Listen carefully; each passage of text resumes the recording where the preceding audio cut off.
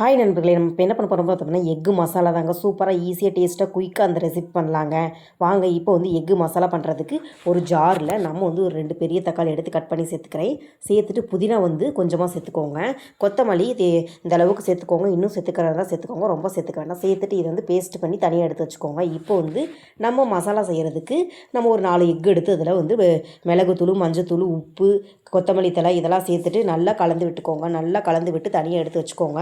எடுத்து வச்சுட்டு இப்போ வந்து அடுப்பில் ஒரு பாத்திரம் வச்சுட்டு தேவையான அளவு ஆயில் ஊற்றிட்டு நம்ம கலந்து வச்சுருக்கிற அந்த எக்கை அதில் ஊற்றிக்கோங்க. ஊற்றின உடனே நம்ம கிண்டி விடக்கூடாது. கொஞ்சம் குக் ஆகட்டும். நல்லா குக் ஆகிட்டு இருக்கிறப்ப நல்லா மிக்ஸ் பண்ணி விட்டு நல்லா கலந்து விட்டுக்கோங்க. நல்லா கலந்து விட்டு நல்லா வறுத்துக்கலாம்.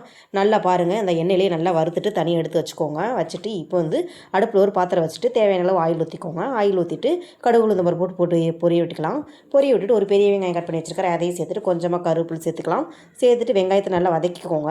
நல்லா வதக்கிட்டு இருக்கிறப்பயே கொஞ்சமாக உப்பு சேர்த்துக்கோங்க. நம்ம எக்லேயும் சேர்த்துருக்கு, அதனால் பார்த்து சேர்த்துக்கோங்க. சேர்த்துட்டு வெங்காயத்தை நல்லா பொன்னிற வர அளவுக்கு நல்லா வதக்கிக்கலாம். வதக்கிட்டு இஞ்சி பூண்டு பேஸ்ட் ஒரு ஸ்பூன் சேர்த்துக்கிறேன்.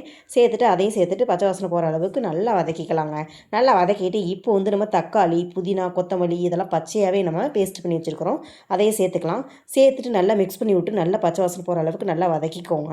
நல்லா வதக்கிட்டு இப்போ வந்து மசாலா ஐட்டம் சேர்த்துக்கலாங்க. மல்லித்தூள் ஒரு ஸ்பூன் சேர்த்துக்கோங்க. மிளகாத்தூள் ஒரு ஸ்பூன் சேர்த்துக்கோங்க. சிக்கன் மசாலா இல்லை மட்டன் மசாலா, நான் வந்து சிக்கன் மசாலா தாங்க ஒரு ஸ்பூன் சேர்த்துக்கிறேன். சேர்த்துட்டு நல்லா மிக்ஸ் பண்ணி விட்டு நல்லா மசாலா எல்லாத்தையும் நல்லா மிக்ஸ் பண்ணி விட்டுக்கோங்க. நல்லா மிக்ஸ் பண்ணி விட்டுருக்கிறப்பே கொஞ்சமாக வந்து மஞ்சத்தூள் சேர்த்துக்கிறேன். அதையும் சேர்த்துட்டு மஞ்சத்தூளை சேர்த்துட்டு மசாலா எல்லாத்தையும் நல்லா மிக்ஸ் பண்ணி விட்டு நல்லா கலந்து விட்டு நல்லா வதக்கிக்கோங்க.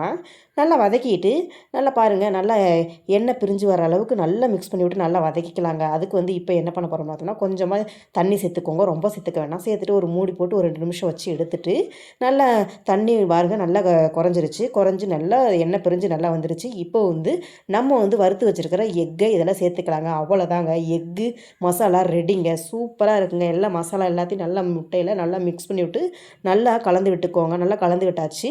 அவ்வளோதாங்க, எக்கு மசாலா ரெடி. மல்லித்தலையை தூவி விட்டு நம்ம கலந்து விட்டு நல்லா மிக்ஸ் பண்ணி விட்டு நல்லா கலந்து விட்டு இறக்கிக்கலாங்க. அவ்வளோதாங்க, எக்கு மசாலா ரெடிங்க. சூப்பராக டேஸ்ட்டாக ஈஸியாக குயிக்காக அந்த ரெசிபி பண்ணலாங்க. இதை வந்து சாதத்தில், ரசம் சாதம், சாம்பார் சாதம் எதுக்கு வேணாலும் காம்பினேஷனாக வச்சு சாப்பிட்டு பாருங்கள், டேஸ்ட்டு சூப்பராக இருக்கும். நான் வந்து சாம்பார் சாதத்துக்கு இதை காம்பினேஷனாக வச்சு சாப்பிட்டு பார்த்தேங்க, டேஸ்ட்டு அட்டகாசமாக இருந்துச்சு. நீங்களும் உங்கள் வீட்டில் இது மாதிரி ட்ரை பண்ணி பாருங்கள். ட்ரை பண்ணி பார்த்துட்டு எப்படி இருந்துச்சுன்னு கமெண்ட் பாக்ஸில் கமெண்ட் பண்ணுங்கள். வீடியோ பிடிச்சிருந்துச்சுன்னா கேபி தேவி சேனலை லைக் பண்ணுங்கள், சப்ஸ்கிரைப் பண்ணுங்கள், ஷேர் பண்ணுங்கள், கமெண்ட் பண்ணுங்கள். நீங்கள் இந்த ரெசிபி வச்சு கொடுத்துட்டீங்கன்னா வீட்டில் அவங்க வந்து திரும்பி திரும்பி இது மாதிரியே கேட்பாங்க. அந்த மாதிரி டேஸ்ட்டு சூப்பராக இருக்குங்க. நீங்கள் வீட்டில் கண்டிப்பாக ட்ரை பண்ணி பார்த்துட்டு எப்படி இருந்துச்சுன்னு கமெண்ட் பாக்ஸில் கமெண்ட் பண்ணுங்கள். பாய் நண்பர்களே.